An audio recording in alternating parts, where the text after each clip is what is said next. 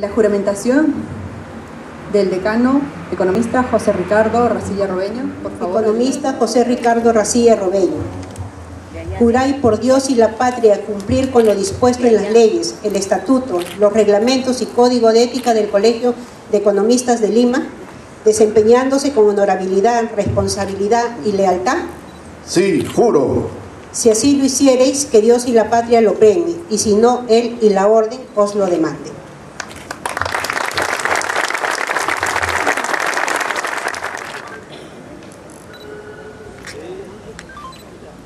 Acá, por favor. Abra el folder. Ahora Acá. vamos a tener el gusto de escuchar las palabras del decano electo del Colegio de Economistas de Lima, el economista José Ricardo Racilla Robeño. Señores economistas, amigos, distinguida concurrencia, familiares, todos. Es para mí un honor el dirigirles las palabras acerca sobre los temas de palpitante actualidad que tienen que ser revisados por el Colegio de Economistas de Lima, que es el más indicado a hacerlo. Mi exposición la he dividido en dos partes, muy breve por cierto, para no aburrirlos. La primera, sobre un análisis de coyuntura, y la segunda, sobre cuestiones administrativas del colegio. En primer lugar, tocaremos el tema muy brevemente del sector real. El sector real está medido por uno de los indicadores que, aún con sus fallas, es uno de los más completos: el Producto Bruto Interno.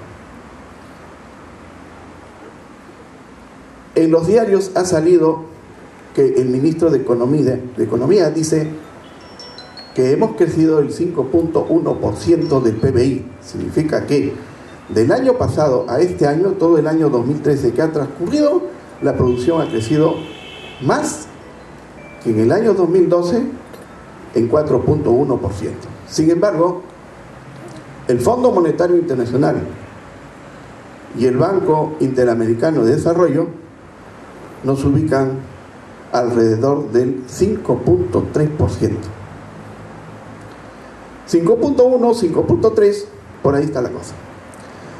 El asunto es que muchas personas, gobernantes de turno, antiguos y técnicos, nos llenamos de alegría y rogamos de un crecimiento fantástico. Sin embargo, no quiero ser pesimista ni agorero de malos infortunios. Nosotros estamos muy por debajo de Paraguay, de Uruguay y de Panamá, que son países pequeños. 8%, 7%, 6.5%. Y en la región de Sudamérica estamos por poquito debajo del promedio. Entonces, pues no, si hubiéramos crecido más que el promedio, nos podríamos jactar. En segundo lugar, que nuestro crecimiento no se debe a un crecimiento productivo real, o sea, al crecimiento de los sectores de la economía. Lo único que está creciendo siempre es el sector construcción por la burbuja de los edificios, las edificaciones.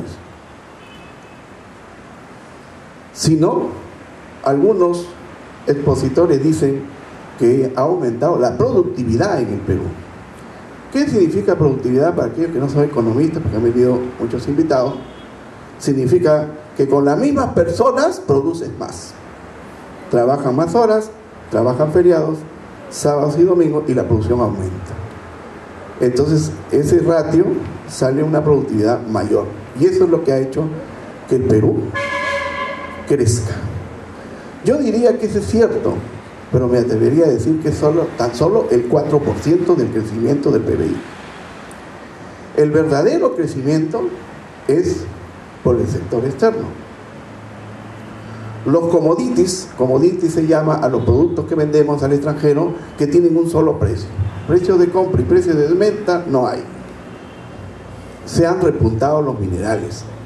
Y hemos vuelto a ser un país que tiene un modelo primario exportador. Cuando bien sabemos que cuando un país se dedica a la industrialización, tiene un inmenso valor agregado. Los precios de los productos de exportación están regidas por la ley de la oferta y la demanda y no por los costos de producción. No nos olvidemos que los países industrializados son los países desarrollados. Entonces, si seguimos con el modelo primario exportador, significa que es un crecimiento especulativo. ¿Por qué le digo que es un crecimiento especulativo? Porque en el mercado internacional se han repuntado el precio principalmente de los minerales. Este precio de los minerales no está en sus valores estándares. Por un conflicto económico que tienen los Estados Unidos de Norteamérica con los chinos, con la China. La China ha crecido más del 16% de su PBI, pero no lo ubica entre el país más rico porque tiene uno de los ingresos per cápita más bajos del mundo. O sea, ingreso per cápita es el PBI entre la población absoluta. Imagínense, 3.500 millones de habitantes repartir ese PBI, quedan hasta más pobres en términos de indicadores económicos que Perú. Sin embargo, los chinos se están dedicando a la industria pesada. Están haciendo tanques, camiones, aviones, portaaviones, buques y también al parque automotor. Están con la tecnología de Japón y sus tigres, Malasia, Singapur, Taiwán, Hong Kong, etcétera, haciendo con una mano de obra barata y internacionalizándose en los países del resto del mundo, como es Sudamérica principalmente. Entonces ellos demandan de mucho hierro, de mucho cobre, demandan de muchos minerales, y ellos son los que nos han dado el crecimiento por las compras que nos hacen. Entonces los Estados Unidos, como controlan el precio de los minerales en el mercado internacional, los ha subido pues para frenar la compra de los chinos. Entonces, de esa suerte de coyuntura externa nos hemos beneficiado y tenemos un crecimiento económico desde el año 2002, ya más de 10 años, que la balanza de pagos es positiva. Significa que no recurrimos a la maquinita, por lo tanto no hay inflación, y el tipo de cambio hace más de 20 años que se mantiene igual, ¿no? Bien, entonces pues, ¿qué va a pasar cuando en el Perú los precios de los minerales regresen a sus estándares normales? Vamos a tener lógicamente una caída y ya no vamos a tener ese crecimiento económico que nos estamos jactando por ahora. O sea, es un crecimiento especulativo, no es porque haya aumentado la producción, es por efecto precio, y el efecto precio es el efecto precio extranjero. Ojalá que siga con esa idea los Estados Unidos en seguir disparando el precio para beneficiarnos. Entonces ahora la suerte está echada. ¿Qué deben hacer nuestros gobernantes? Invertir en industria. Lo que nuestro presidente y su gobierno debe hacer es reunirse de técnicos, principalmente economistas. Aquí en el Colegio de Economistas tenemos muchos de ellos que no los escuchan. Se traen personas que no tenemos nada contra ellos, que ni siquiera son bachilleres a ocupar cargos importantes de economistas, sin conocimientos técnicos ni con experiencia profesional. Entonces, ¿qué está pasando? Que simplemente el presidente ha apretado el piloto automático. Y estamos volando con un piloto automático. O sea, que las cosas se manejen como se están manejando. Porque los peruanos ya estamos demostrando que nos podemos gobernar por nosotros mismos y estamos demostrando que podemos hacer empresa nosotros mismos. Ya no necesitamos traer personas del extranjero. Inclusive, ya hay carreras nuevas que están formando en lo que la industria y los puertos demandan, ¿no? Pero aquí viene el riesgo. Si de repente se pone a manejar el timón y lo malogra, entonces alguien dice, mejor que siga con el piloto automático como el segundo gobierno de Alan García, ¿no? En materia económica, de política económica, no se puede escapar al análisis político, porque están juntos. Entonces, pues, aprovechemos ese crecimiento, aun cuando no lleguemos a los niveles requeridos, para poder decir que nos estamos desarrollando. Desarrollo no es lo mismo que crecimiento. El desarrollo significa mejorar el nivel de vida. Y la gente se pregunta, si estamos creciendo, ¿por qué seguimos igual? Porque no hay desarrollo. El desarrollo implica, ¿no?, signos exteriores de riqueza, bienestar, una eficiente distribución y redistribución de la riqueza, del ingreso. Y eso no hay. Lo que se ha conseguido es estabilidad económica, eso es cierto, pero por coyuntura externa, efecto precio. Para que pueda crecer la economía, necesitamos por lo menos crecer el doble de la PEA, de la población económicamente activa, que esté en 2.5%, más el crecimiento de la población absoluta, que esté en 1.7%, la suma de estos dos, el doble más 1, para decir que estamos desarrollando. Y si hacemos una aritmética, el requerimiento pues pasa del 5.1 o 5.3%. Por lo tanto, no es suficiente. Todavía existen rezagos de la recesión y todavía existe el tema del desempleo. Temas de harta discusión y que corresponden a otro análisis, que no lo voy a hacer porque sería muy largo. Entonces, pues, en conclusión, aprovechar, como dicen algunos, la época de las vacas gordas, que ya no están tan gorditas. Y el Perú tiene un ciclo económico de promedio de 10 años. Y ya estamos llegando, ¿no? Estamos ya, llegamos a la cima y estamos un poco en la caída. Entonces no hay que dejar pues que lleguemos al fondo.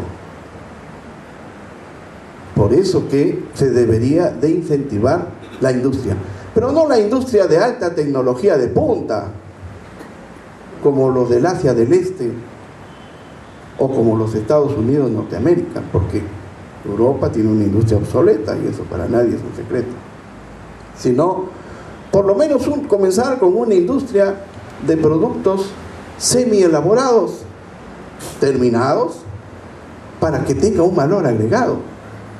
¿Qué cosa es el valor agregado? En términos numéricos es lo mismo que el Producto Bruto Interno, porque el Producto Total son los insumos más el valor agregado. Si le quitan los insumos, es el PBI, por lo tanto, el PBI es igual al valor agregado.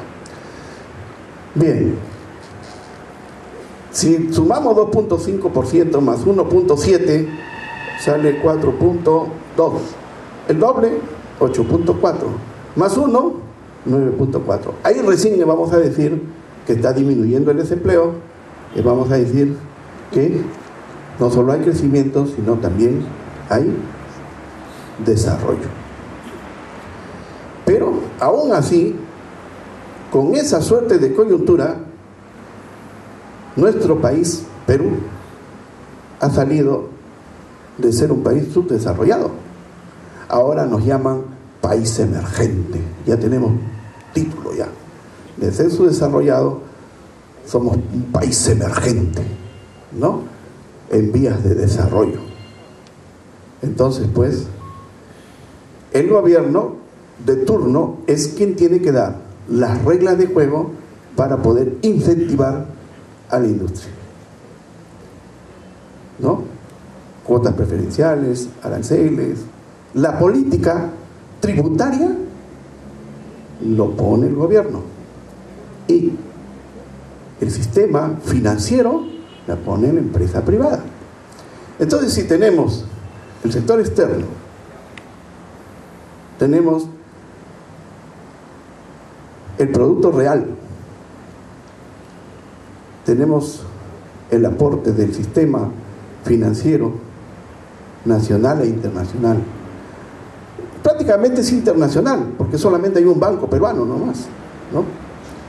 Y si tenemos una política tributaria adecuada, no para castigar a los pobres profesionales o a los microempresarios, que la SUNAT no los deja crecer, todo el día los tiene ahí bajo amenaza de embargo. Exonerarles a las grandes empresas, quitarles, perdón, la exoneración a las grandes empresas del pago de impuestos. Ya se han beneficiado muchos años, y ahí estaría también el ingreso corriente para incrementar sueldos con incremento de gasto corriente, para que no se vea afectada la maquinita que genera inflación, ¿no? Entonces, si no está bien administrado la tributación en el Perú, y con un orden jurídico real, no vamos a poder dedicarnos a la industria, porque la industria no solo paga el IGB, sino también el impuesto selectivo al consumo. Mejor cierra su chifa y pone una empresa comercial, porque no le va a resultar. Entonces, que vengan las empresas extranjeras. Lo bueno de las empresas extranjeras es que generan empleo, pero no generan desarrollo para nuestro país. Pero por lo menos es una inercia para poder salir de la inestabilidad. Bien, entonces con esto tenemos que despertar conciencias. Por eso que el Colegio de Economistas, a partir de ahora, se convierte en la conciencia económica nacional. Y para eso estamos los economistas. Muy bien, con esto termino la parte del análisis de coyuntura.